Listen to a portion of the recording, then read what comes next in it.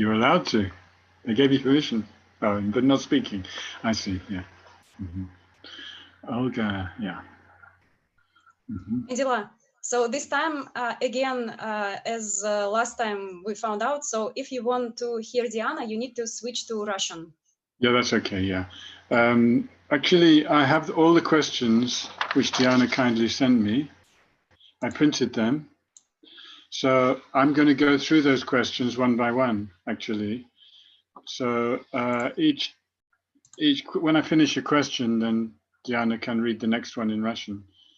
I don't think, maybe I can read them in English. Should we do that? Good idea? Yeah, I'll read the questions in English before I answer, and I'll give a little pause so Diana can read it in Russian at the same time. And then I will try to answer each question. We're starting in 1 minute. Nadeshda, you asked some good questions, but I can't see you, so I'm not sure if I met you before.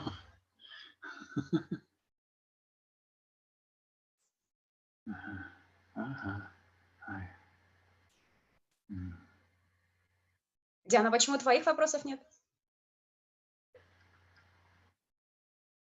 Да. Давай тогда ему проговорю, да?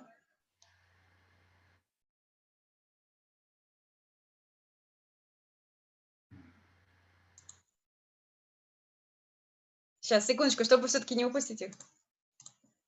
Angela, there is some more question from Diana, and she will write you in chat those questions. More questions? More questions. Okay, well, actually, no. I can't comment because even the questions we have now, it's so much. But if there's time, yes. But we'll do these ones first that I already received. Диана, я тебя слушаю. They're amazing questions. They're very, very profound questions. So it's going to be difficult for me. I will do my best.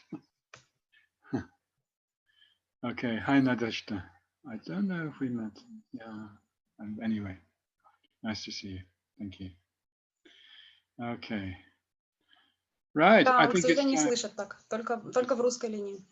Time we can start, Anastasia. It's okay? Yeah.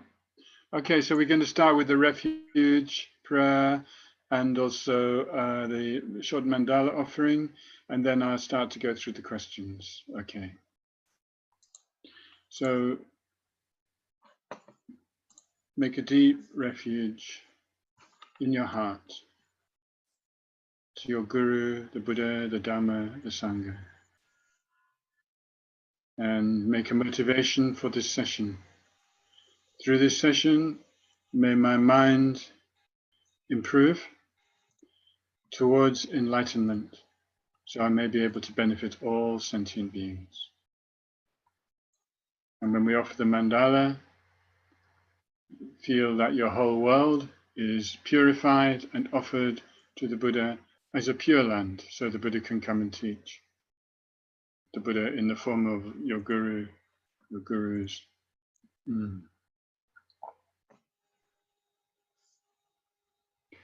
Sangye chodan sogi chodan la changchu padu dagni kyapsu chi tagi jin sogi pe sonam ki do la penche sangye do parasho Sangye chodan sogi chognam la changchu padu dagni kyapsu chi tagi jin sogi pe sonam ki do la penche sangye do parasho Sangye chodan sogi chognam la changchu padu dagni kyapsu chi tagi jin sogi pe sonam ki tola penche sangye tu parasho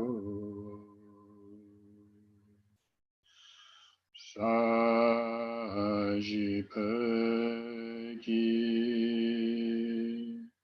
Joshimido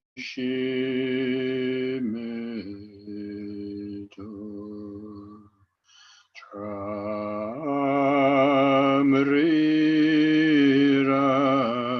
Lingji Nidegen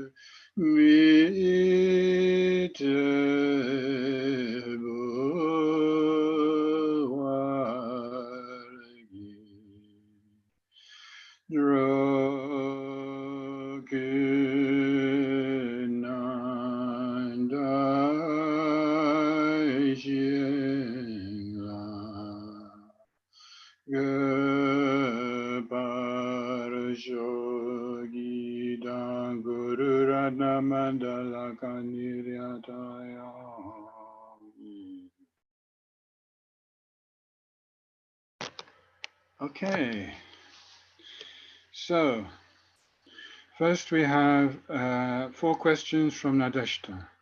And the first one is, while explaining Guru Yoga practice, you briefly explained the meaning of evam as the indissoluble state, suchness, where e is emptiness and vam is bliss. Could you please elaborate? And what does it mean, this indissoluble state? Okay, so this is the first of many very profound questions. And I want to say that I will do my best to answer, and I apologize for any mistakes I make. Sometimes I'm very confident with the answer I can give. Sometimes I will express an opinion, and sometimes I will say, I'm really not sure about this, but my guess is this is the answer, because you did ask some very challenging questions. But that's good. I'm really pleased. So this first question concerning evam, there's a very good explanation of it in the commentary on the brief commentary on the initiations, which is called the Sekadesha, and the commentary by Naropa on that. And those of you who are from St. Petersburg, last time I was there, I taught the first 20 pages of that commentary, but I'm not sure if it included the section on evam, but that is one of the best sources. And if you want to get some sort of teachings on English on that, then you can contact the Santra Kalachakra in Paris, and they have recordings. This is really just for people who receive Kalachakra empowerment. But also, evam is important throughout all Tantra. And for example, in Vajrayogini, e is the syllable from which comes the reality source, the Dhammadaya, which really is the indivisible bliss and emptiness, or the non-duality of the realization of emptiness. And in the Vajrayogini practice, this is the environment within which vam, the seed syllable of the deity, manifests and comes, emanates as the deity. And vam is the blissful clear light mind. So e is the primordial empty nature of all phenomena, and vam is the blissful mind of clear light. And as some of you know, in Tantra, we have to bring these two together in order to remove all the obscurations to enlightenment. So also in this question, there's something about indissoluble state. So usually I would say indivisible, but I think it means the same thing. It means that in the experience of the blissful clear light mind meditating on emptiness, you can't distinguish the subject and the object. The subject is the blissful mind and the object is emptiness. And these two have merged like water poured into water. And so that's the meaning of indissoluble state. And it's something that is achieved through the path, in particular the tantric path. But of course, even in sutra, we have the union of calm abiding and special insight, also known as the union of shamatha and vipassana.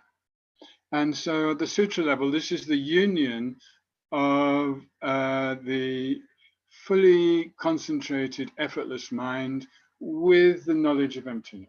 So it's kind of similar. The difference is that in the sutra path, we use the gross mind, whereas in the highest yoga tantra path, we use the very subtle mind, and this is more powerful. Okay, that is my answer to the first question.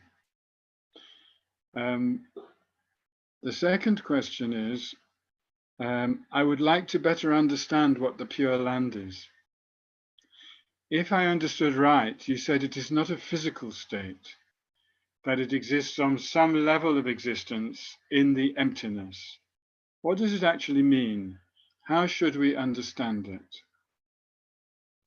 So I think what I was trying to say is that you couldn't find the Pure Land by traveling in an ordinary vehicle, even a spaceship. You couldn't find the Pure Land. So it's definitely not gross physical sort of location.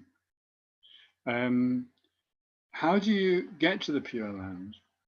So generally the explanation is that the Pure Land is where Arya Bodhisattvas, that is, those who have bodhicitta, uncontrived bodhicitta, shamatha, fully concentrated mind, and the direct non-conceptual understanding of emptiness, which is called Arya Bodhisattvas, those have the merit, if you like, to be born in a pure land. And it's something that is possible when you die, that if you have those realizations, then it's possible that you can go to a pure land. And the benefit of that is that you there's no obstacle to receiving continuous stream of teachings from the Sambhogakaya form of the Buddha, which is a more subtle form than the Nirmanakaya, which manifests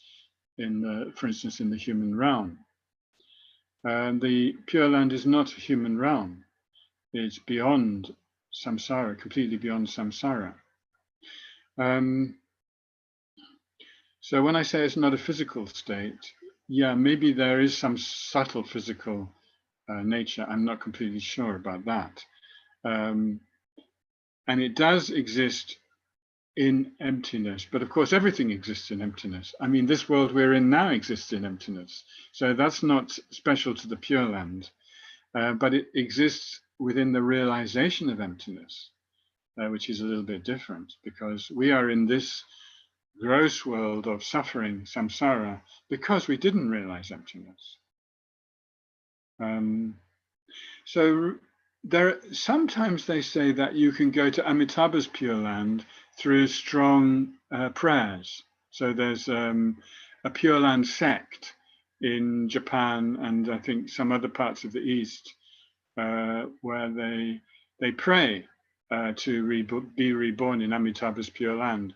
And maybe they also can create the merit to be born there without having directly realized emptiness yet.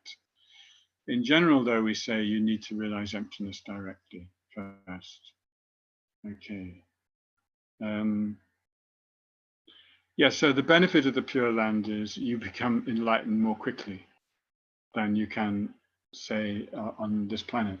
So that's one good reason to go there. Okay. So now the next question is, how do we better realize emptiness? Where should we start? And how should we reflect on it to have a correct understanding? And then what are the signs that we understand it correctly? Okay, so this is a really important question. Thank you for asking. And there are 3 stages to this realization of emptiness.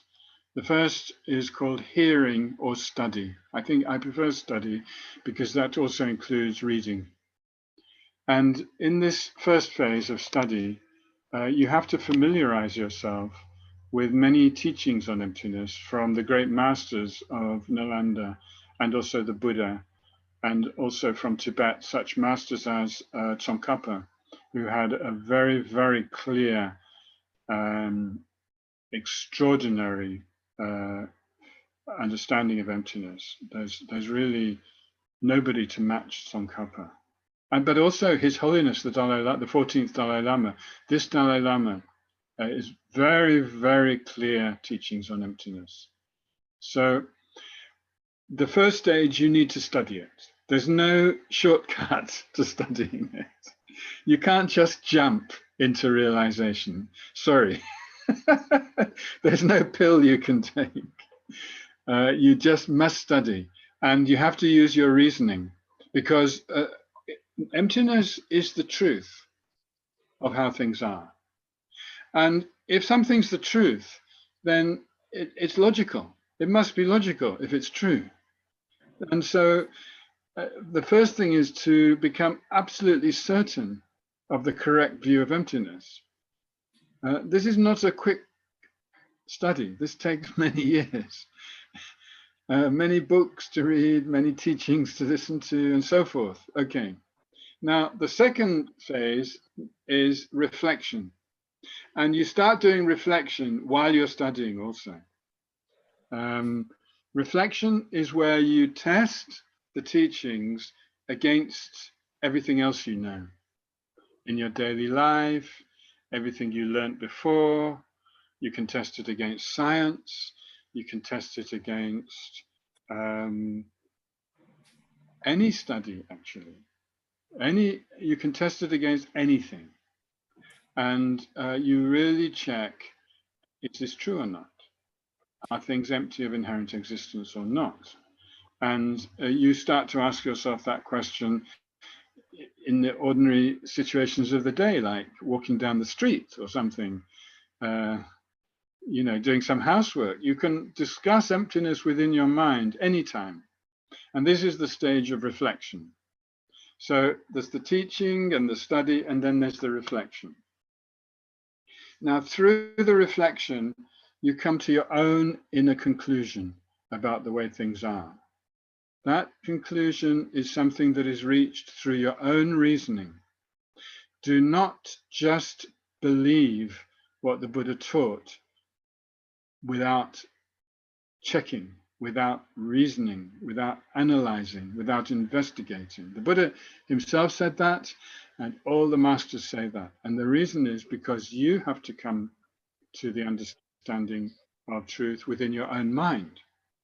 And that means no blind faith, not just believing in something because some great master said so. That's very, very important. So slowly, slowly, slowly, you will come to what we call the correct view. The correct view is the way things actually are. And you will keep checking and testing and trying to break your view and doubting it and challenging it until you're completely certain. And that is the time when meditation really becomes important. Because this certainty is still intellectual, it's still conceptual. And we need to bring that down to the intuitive level of understanding, which is at our heart. We can say figuratively, it's at our heart. It's deep inside us. It's the deeper level of our mind. And what we understand through our study and reflection needs to be brought to the intuitive level. The reason for this is that if you remain at just an intellectual understanding, you will not change your deep-rooted instinct that things exist independently, separately. And so the intuitive level in the end is the one that breaks that. And the intuitive understanding of emptiness comes through meditation. There's very, very clear explanations of this in Lama Tsongkhapa's Middle Lam Rim, for example. But also, it's very helpful if you can practice Tantra, because this will help you to understand emptiness also, because you use a very powerful mind, as I mentioned, the very subtle mind of clear light. Okay, so that's my answer to that question. And the fourth question is, what kind of karma disturbs elements? Only the negative one or any karma? So the answer to this is the negative one. And the negative one is connected very closely with the afflictive emotions, such as unhealthy desire or anger. Those kind of emotions disturb our energy and create a karmic disturbance in the elements of our own body, but also we're all contributing to the environment in general. And so you will find that if you go to a place where everybody's mind is disturbed, the environment is horrible. Where if you go to a place where everybody's mind is peaceful and calm, the environment is very nice. And the reason is because the state of the karma and the mind and the elements is connected internally and externally. This is explained very clearly in Kala Chakra, actually. So it's the negative karma that disturbs the elements. The positive karma will make the elements more peaceful. Okay. Now we have some questions from Nastya. So the first question is, could you please explain the difference between Guru Yoga and sadhana? What is Guru Yoga? So I don't know if yours looks the same, but this is my text for the Guru Yoga that we studied last weekend. And a Guru Yoga is a kind of sadhana. So what does sadhana mean? Sadhana means a manual for meditation, or instructions for meditation. Okay, something happened there to my screen, but anyway, we're back. Okay. Amazing. Invasion from outer space. Okay. Okay, so there's no, so Guru Yoga is one type of sadhana, is the answer to that. And so what is Guru Yoga? So Guru Yoga is a type of sadhana where the main focus is on joining our mind with the mind of the Guru. Yoga means joining. So Guru Yoga is a way to join ourselves with the Guru. And why is this important? Well, it depends on our confidence in the Guru's enlightenment, which is the requirement when you take tantric empowerment from a particular Guru. There's a question later on from Dinara about this also. So I might even jump to that. No, I'd better not, it might get confusing. Okay, so Guru Yoga is joining with the Guru. And if you have this deep confidence in the Guru, then when you practice Guru Yoga, you get the blessings of the Guru. What does blessings mean? It's a kind of inspiring energy. It lifts your mind towards the mind of the Guru. It's a kind of energetic experience. It's something very positive, and it can be very powerful.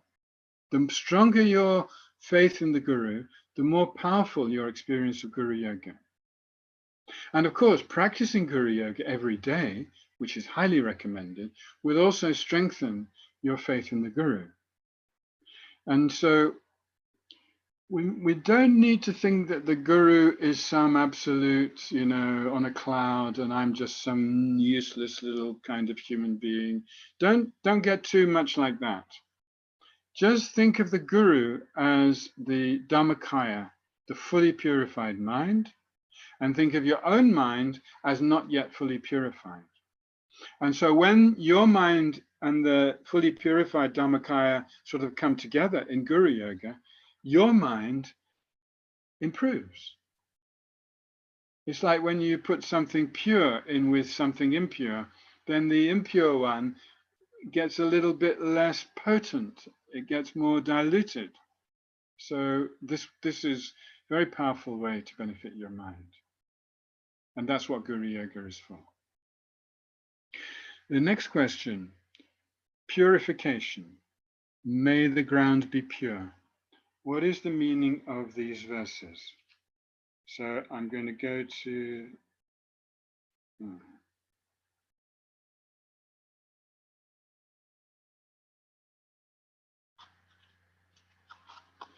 Right, so in the English, I'm on page 7 of the Guru Yoga. So this is like offering the mandala, actually. It's a similar point. When we offer the mandala, it starts off with our world, the way we experience it, which is not very nice in general. It's samsara world, and it has suffering. And the suffering is represented by the roughness of the pebbles and so forth. Okay, so in other words, you get pain in samsara. And when you purify the place, everywhere may the ground be pure, then you are transforming it in your mind through emptiness, because pure refers to when seen as empty, and impure refers to when seen through ignorance. This is the meaning of pure and impure in Buddha Dhamma. And so when we say everywhere may the ground be pure, we're purifying the place. And the reason we're purifying the place is so that the Guru will come to a nice place, which is an environment which is suitable for the Dharmakaya to manifest for us. If we invite the Guru to a dirty place, which is all full of our grasping and our afflictions and negative thoughts and so forth, then it's not so good. So we prepare the place by these verses of purification. Yeah, I think that's enough answer on that. Okay, and then there's an offering cloud mantra, my page 8, and then there's some verses about the final verse, may these piles of clouds of offerings arising through transformation by the Bodhisattvas, Arya, Samantabhadra, Manjushri, and so forth, unimaginable and inexhaustible, equaling the sky, arise and in the eyes of the Buddhas and Bodhisattvas of the 10 directions be received. And in Russian it says, may the offerings transform into suchness.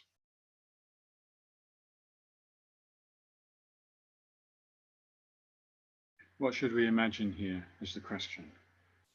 So actually this whole section is sort of generating offerings with your imagination. Sort of just think of the most beautiful offerings, lights, flowers, fruits, perfume, incense, waters for drinking and for washing, and music, beautiful music. So you can imagine all those, and you can have some bowls on your shrine to represent those and so forth. And then basically, when these are transformed by the Bodhisattvas, Samantabhadra, Manjushri, and so forth, they multiply. They multiply immensely until they fill the whole of space. And it's like the whole sky is full of these offerings. And that's your visualization. But when it says purify, transform them into suchness, it means don't think that the offerings exist independently or inherently. These are offerings. You are the person who offers, and the Guru and the Buddha's Dhamma Sangha are those to whom one makes the offerings. And these are all interdependent. And because they're interdependent, they're all empty. But of course, remember, emptiness doesn't mean doesn't exist.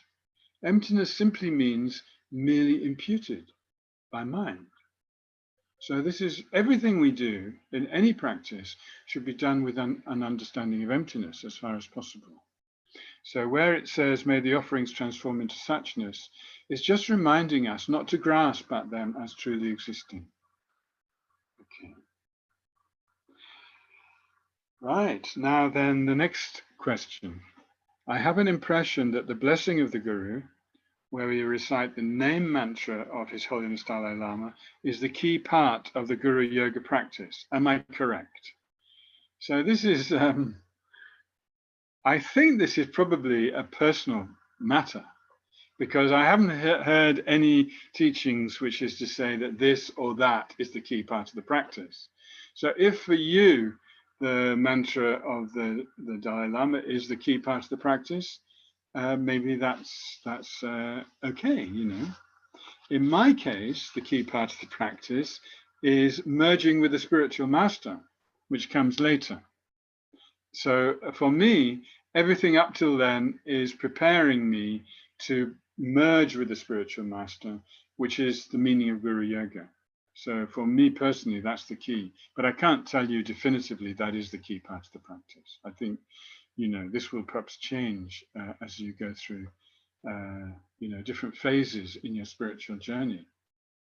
Maybe in the end, everything will be the key part of the practice. It's hard to say.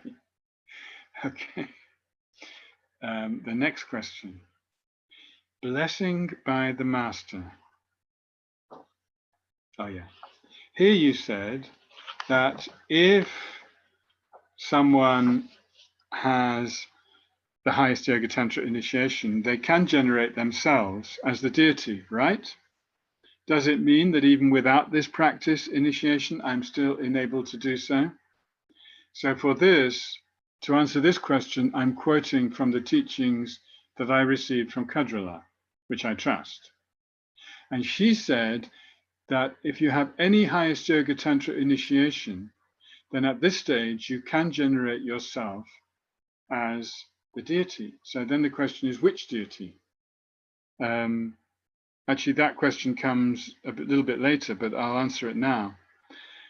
You can generate yourself as His Holiness Dalai Lama with Avalokiteshvara at your heart, and then Hri at the heart of Avalokiteshvara. That might seem rather strange, but you might want to try it if you've had highest Tantra initiation, because you might find it something very beneficial for your mind, in which case you can keep doing it. But alternatively, yes, you can generate yourself as four-armed Avalokiteshvara with the Hri at your heart, simply like that. Okay, so that is more or less how Kadrala answered this question, because that came up in the retreat I did with her on this practice. So no, you don't have to have a special initiation of this practice. This practice is quite unusual. And Kadrala made this point. It's a highest Yoga Tantra practice, but it's open to everybody, whether you had initiation or not. And so some of the things I'm saying, normally they wouldn't be said in such an open forum with some people who didn't have highest Yoga Tantra initiation. But Kadrala herself, she gave teachings in such a context in 2011, 2012. Twice I went 10-day retreats with her on this practice. And she gave very profound teachings according to the highest Yoga Tantra. So I feel that this is an exceptional situation. That's all I can say. And then there's a question. Otherwise, maybe we have only to imagine that our Guru arrives at our crown and manifests himself at our heart. So yeah, this is for people who didn't have highest Yoga Tantra initiation. What you do is that you absorb the Guru down to your heart center, and in your heart center, you generate again the triple stack being of His Holiness Dalai Lama, Avalokiteshvara, and the seed syllable Hri in your heart center. And it doesn't have to be terribly small. It can be, I don't know exactly, but something like this size I think is okay. So more or less in the area of your heart center, okay? And feel that the Guru is there, okay? So that's how you do that. Yeah, and then you can recite the mantra coming from your heart center, because the Guru and the deity are there. Okay. And then finally, there's a question, His Holiness Dalai Lama prayer. Silwa Debso Tugi Yerme Sho. Okay, this is, it's right at the end of the Guru Yoga. It's the second version of the prayer that spontaneously fulfills all wishes. It's very interesting. There's a note about this prayer somewhere, and it tells us, very nice to know this. Yeah, it's right in the colophon at the end. of the very end of the practice. This verse has sprung spontaneously from the sacred mouth of His Holiness the Dalai Lama. When the late His Holiness Dilgo Khyentse Rinpoche, who was the head of the Nyingma lineage, asked to recite a prayer every day for all the wishes of His Holiness to come true. So Dilgo Khyentse Rinpoche requested His Holiness, and His Holiness just spontaneously manifested this prayer. And you can repeat the prayer with the second line. So the fourth line is different in each repeat. And the question is, what is the meaning of this final line? May your heart and my mind become inseparable.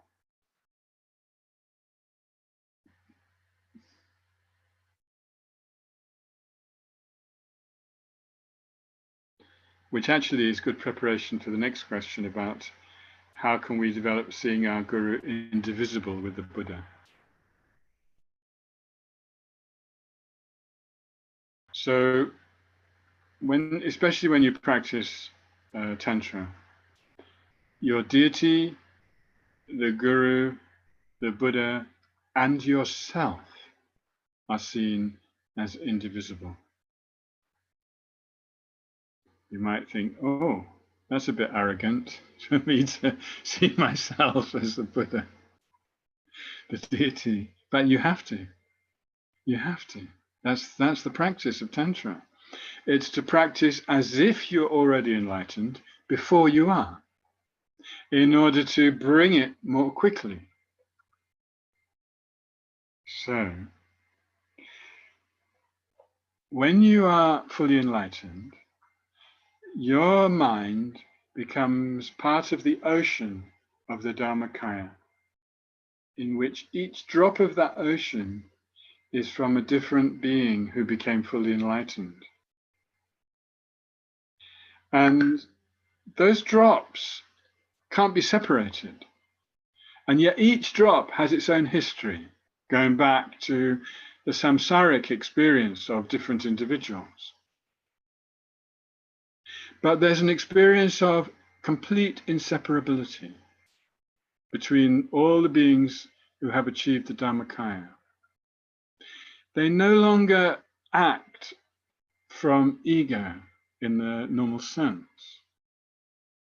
They manifest from the Dharmakaya, which is indivisible bliss and emptiness, completely aware and cognizant of all phenomena. It's a fully purified mind. And when you have that, there's no separation from other beings in the Dharmakaya. And so when in this prayer, it prays, may your heart and my mind become inseparable, that's what it's asking for. It's asking to become completely inseparable from the Dharmakaya of the Guru. This makes more sense when you understand emptiness, actually. Because the mind of every single being with a mind is completely empty of inherent existence. And within emptiness, there is no separation between beings or even between beings and their environment. There's no separation. Everything has the one taste of emptiness. At the relative level, everything manifests its own different appearances according to causes, mainly. That could be karmic causes in our case. But the nature of everything is emptiness. And so when you think the nature of my mind is emptiness, the nature of my Guru's mind is emptiness, the difference is just relative. There's no absolute difference. Okay, so that's the meaning of this. Okay. So this is beginning to answer Dinara's question. How can we develop seeing our Guru indivisible with the Buddha? So, and she said, I'll read her whole question. Theoretically, when it is said that we do not have the karma to have met with the Buddha, it's quite understandable. But emotionally, I do not have such a feeling, only on the level of logical understanding. Does it mean I have to accumulate merit and purify karma, or will it come by itself? Or what else should I do? And how do I stop worrying that I still do not have it? So I'll answer the last line first. There's no benefit to worrying at all. If you can do something, then don't worry, just do it. And if you can't do anything, don't worry because it doesn't help. But I mean, that's just, it's easy to say that, but still people worry. So I can't stop you worrying, but there's no need to worry. But I think you understand in the question, Dinara, that gradually this will become experience. And the good thing is that you already understand it on the level of logic. You said here in the question, you understand it on the level of logical understanding. That's great.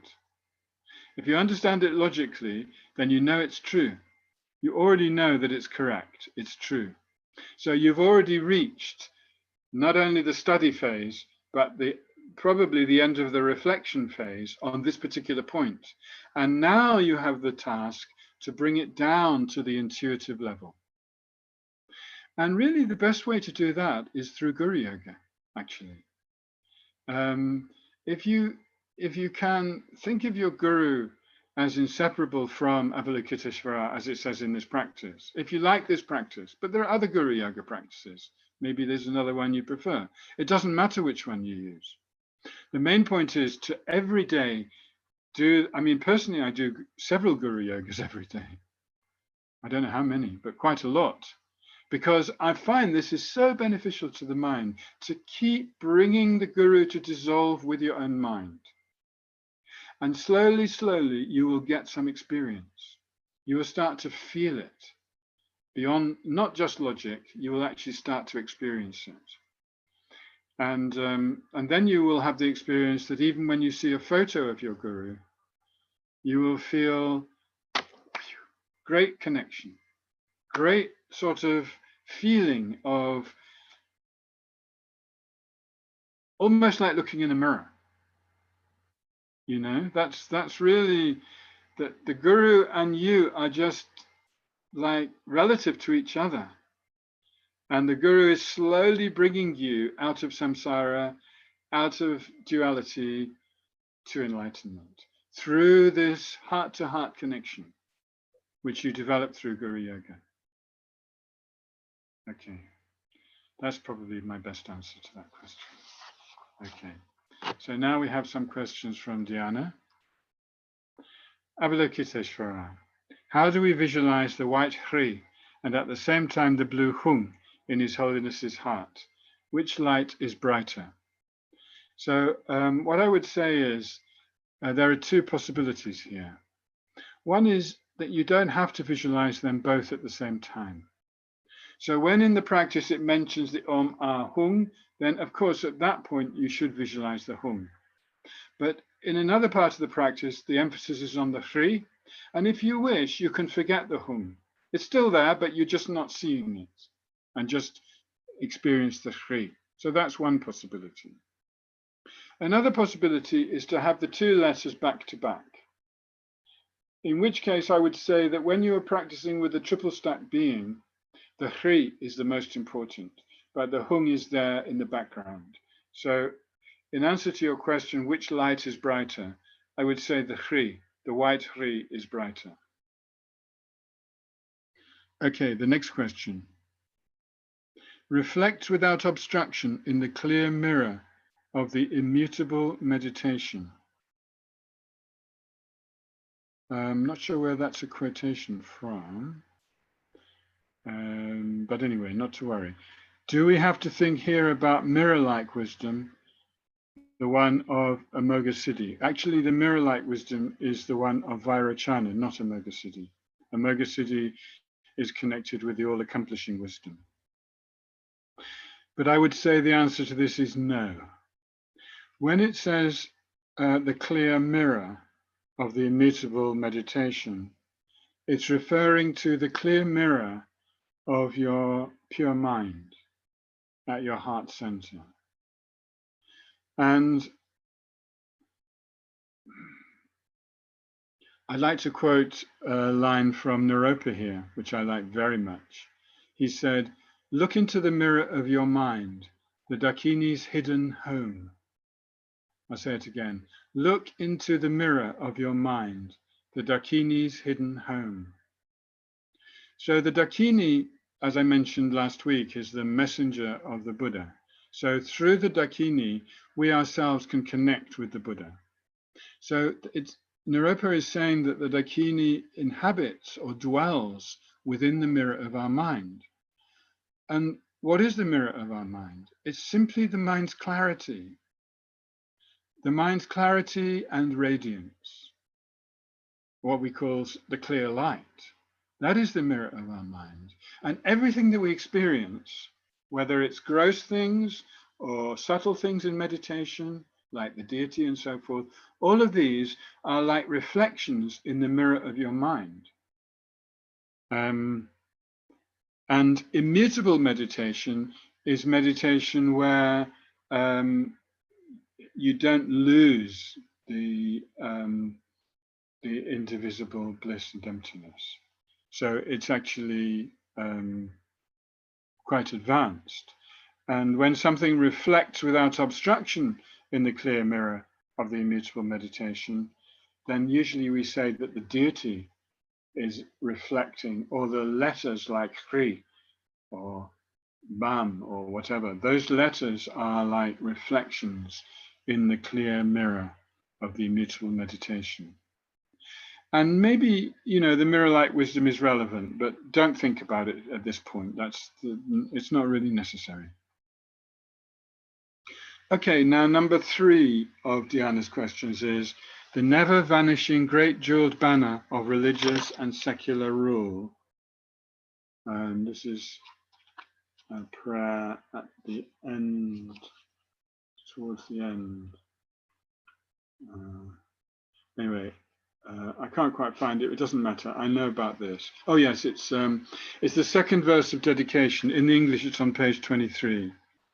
And there's a note 33, and it refers to the form of government in Tibet prior to 1959.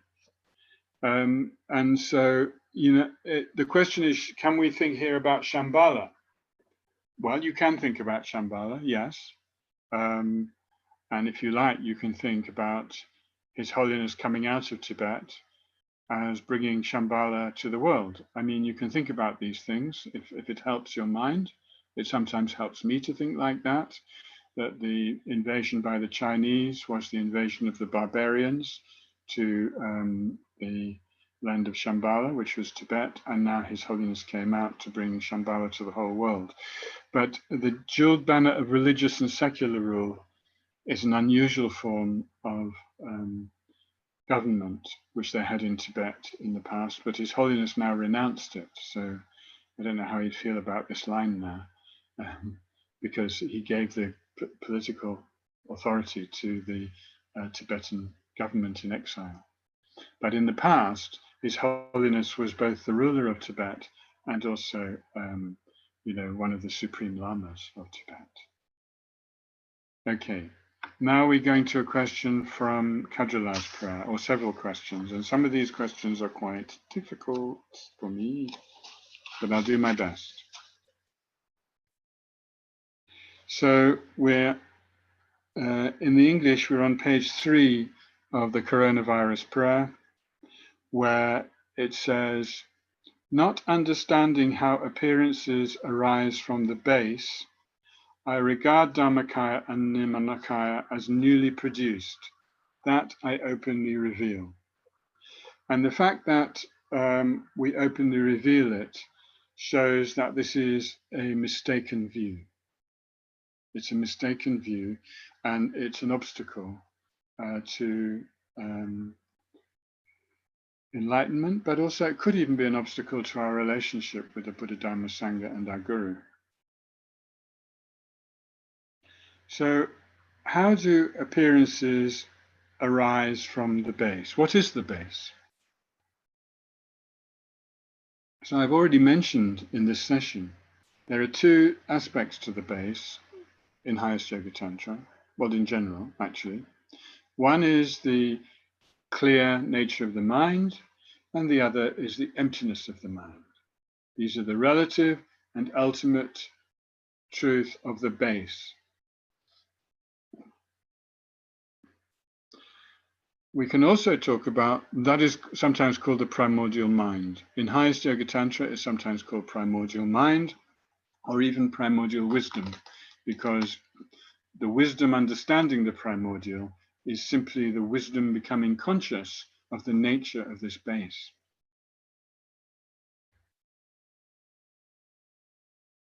There's also the primordial body, which is the very subtle wind.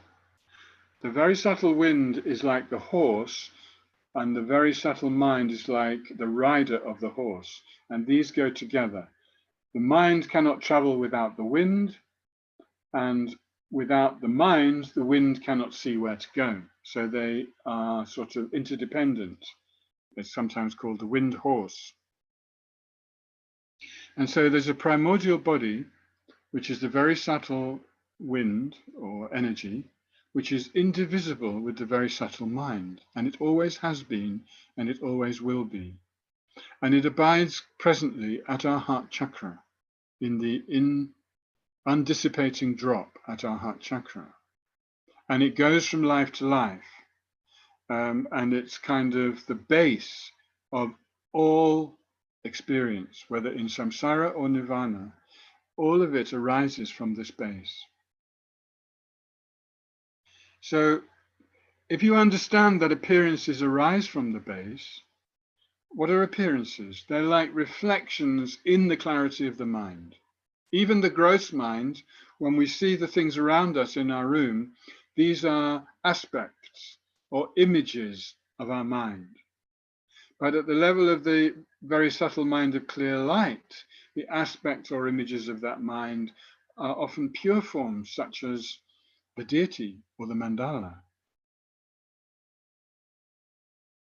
So in actual fact, Dharmakaya, which is the omniscient wisdom of the Buddha, and Nirmanakaya, which is the manifestation as a form, such as His Holiness Dalai Lama in human form, these arise from the base.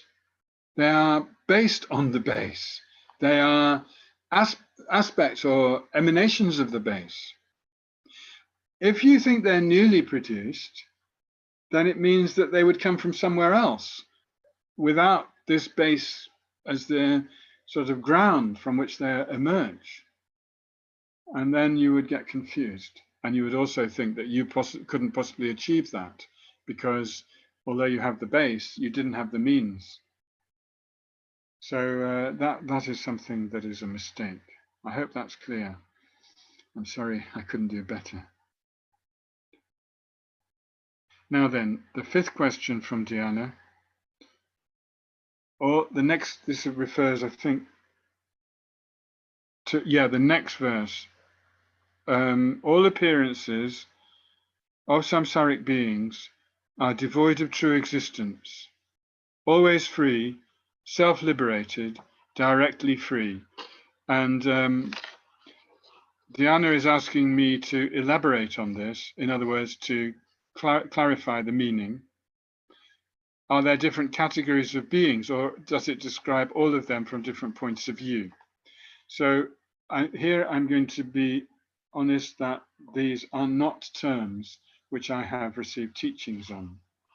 But when you look at the note 20, this is where the Italian translator Fabrizio asked Cadrela, what are the meanings?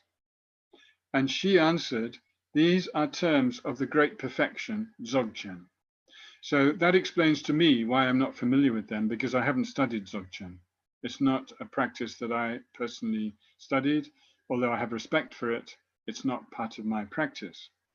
So she said, analogous to the terms extreme emptiness, great emptiness, total emptiness.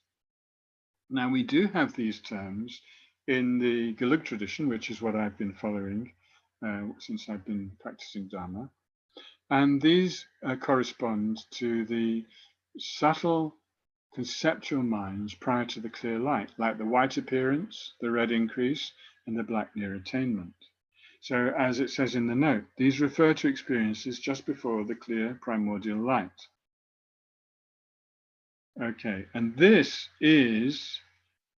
being the clear primordial light, is the emptiness used as the definitive antidote to all afflictions.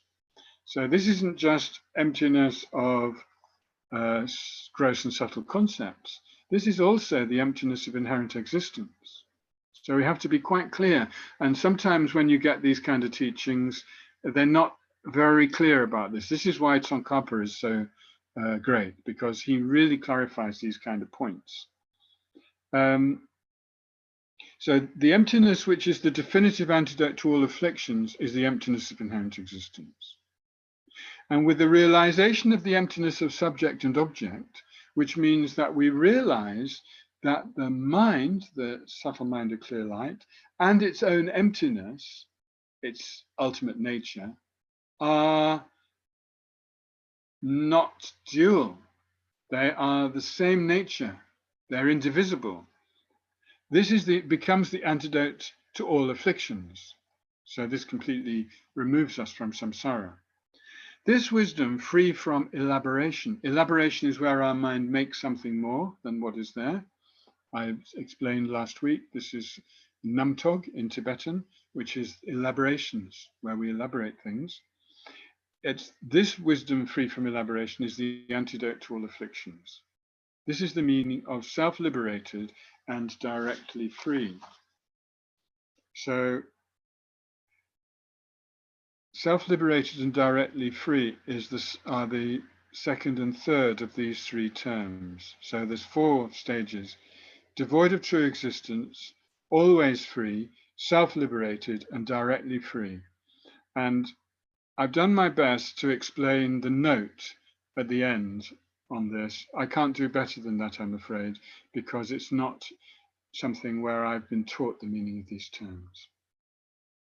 Okay, and now there's just one more question here, which is that after that, there's a phrase, the spontaneous and perfect nature.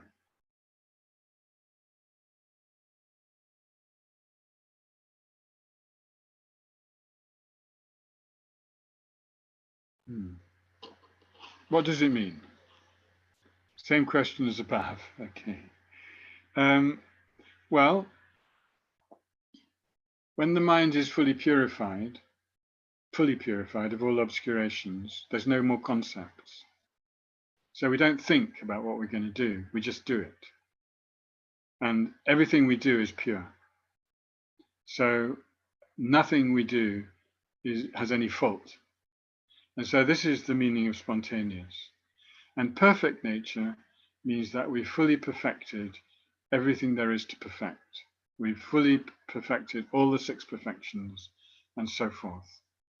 And so the spontaneous and perfect nature is really the nature of the enlightened mind. And maybe in Dzogchen, they emphasize the fact that we already have that nature. That nature, sometimes we call Buddha nature or Tathagata essence. So we can use different terms for that nature. And sometimes we say we have the basis Dharmakaya now, and then there's the path Dharmakaya, and eventually the result Dharmakaya. But when we don't have the result Dharmakaya, it can be a bit risky to be totally spontaneous because your mind is still contaminated by afflictions.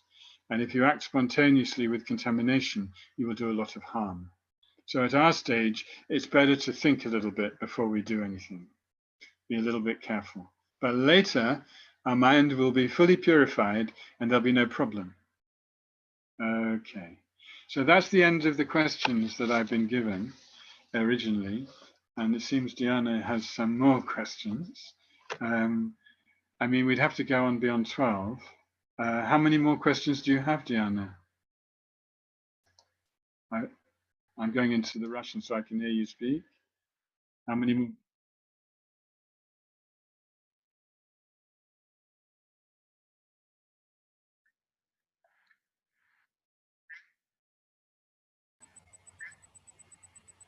Okay, and that's just the one question, the one remaining question. Okay, all right. So the question is, how do we transform anger into blissful wisdom? And what is the bliss? Is that correct, Inara? Is that the question? I think that's more or less the question. Sorry, I'm getting a bit warm now.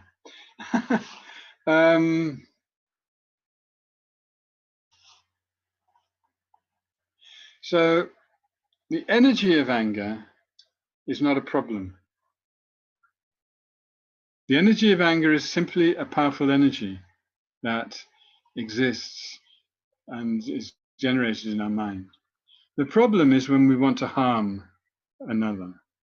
And in samsara, the energy of anger goes with this wish to harm. In fact, they sometimes say the wish to destroy the other. I mean, it's really serious, you know. It's very, very dangerous. But the energy of anger itself is not dangerous. It's like the you mentioned bliss in your question also. So it's like the energy of sexual bliss.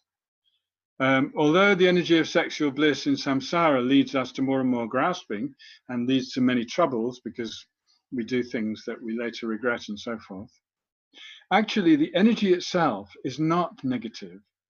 The point is, in both these cases, these powerful energies, if we bring them together with the understanding of emptiness, then the energies become powerful forces for enlightenment. And not just for ourselves, but also those energies can be powerful forces for benefiting others. And so let me give a practical example with anger. Let's say that you get angry with some social injustice, for example. That anger, if you use it in an aggressive sort of way to want to destroy your enemy, then it's very harmful. But if you channel that anger into something constructive, like to create something better, then the energy of the anger is very useful because it actually leads you to do something very useful. So bliss is the nature of the clear light mind. And so it's the fundamental nature of our mind all the time. The problem is that normally it's completely sort of hidden from us. So that's why these practices like highest yoga tantra are very helpful, because they enable us to bring these energies into the sphere of emptiness and purify them, and then they can be used for very beneficial purposes. And if you look at His Holiness the Dalai Lama, who is now, is it 80, almost 85 years old, and his energy is still very vibrant, like a young person. And it's his practice that has done that. It's his mind is very pure. And so, although, yeah, his body is aging, yeah, but nevertheless, he has incredible capacity to benefit others very widely. And it's the same with Kajala, actually. She has done extraordinary purification practices so that her mind is very clear and pure, and her energies are also very clear. And within that, if somebody generates what looks like anger or desire, it's very quickly purified and becomes a useful energy for bringing about benefit for themselves and for others. Okay, so hopefully that's a good enough answer to that. And I think it's kind of time to finish. So, I'd like to say a big thank you to everybody who helped to make these communications possible, especially the Moscow Center, but also the St. Petersburg Center, who worked together with the Moscow Center.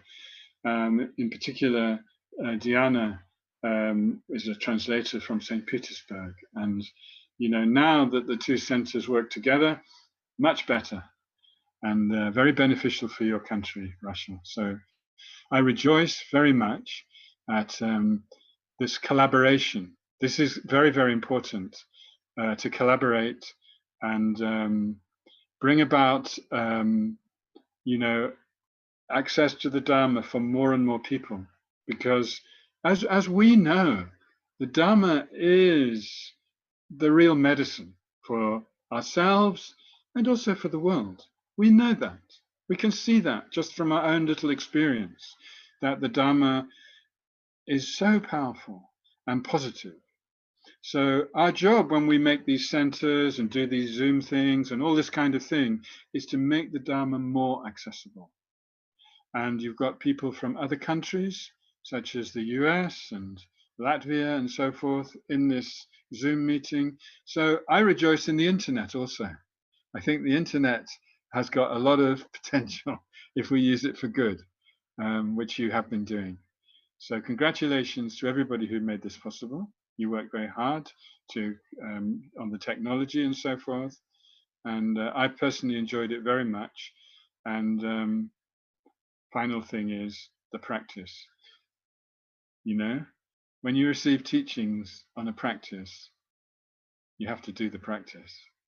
It's not enough just to send a donation to the teacher.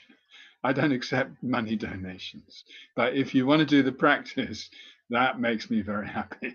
So if you want to repay me in some way, please do the practice. Do the practice yourself and gradually, gradually, gradually make a better mind for the benefit of all beings. Okay, so we're going to do some dedication prayers and then we finish. Gewadi Nyududa Lama Sangye Drugyarne Drowa Chikyang Malipa Te Yi Sala Gubarasho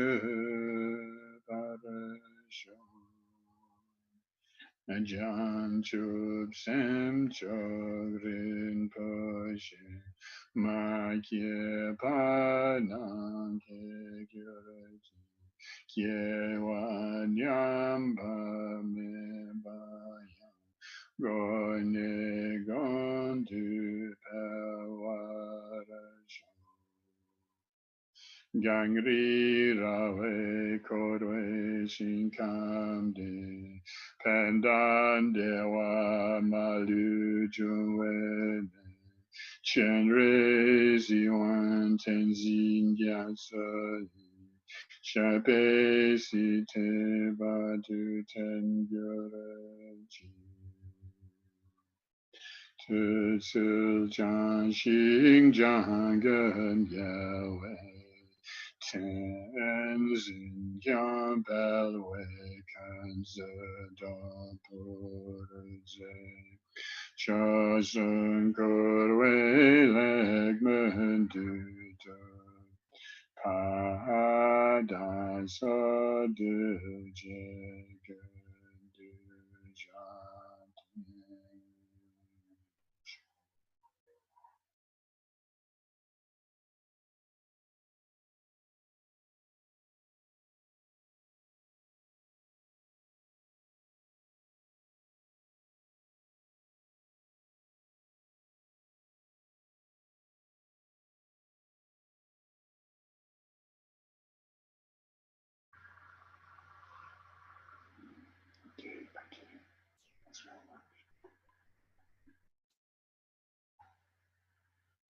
Thank you very much, dear Andy. Yeah, it was very wonderful teachings and very nice, very good that you agreed to give us this question and answer session. Thank you. I'm going now. Bye-bye.